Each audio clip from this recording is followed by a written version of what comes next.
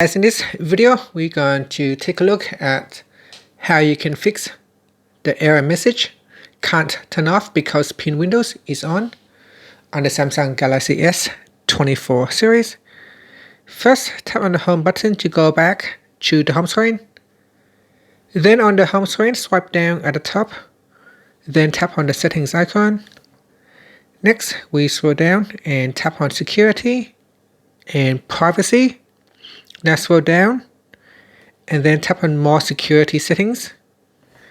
And then we go down. And in here, you want to tap on pin app, turn off pin app. Then tap on the back key.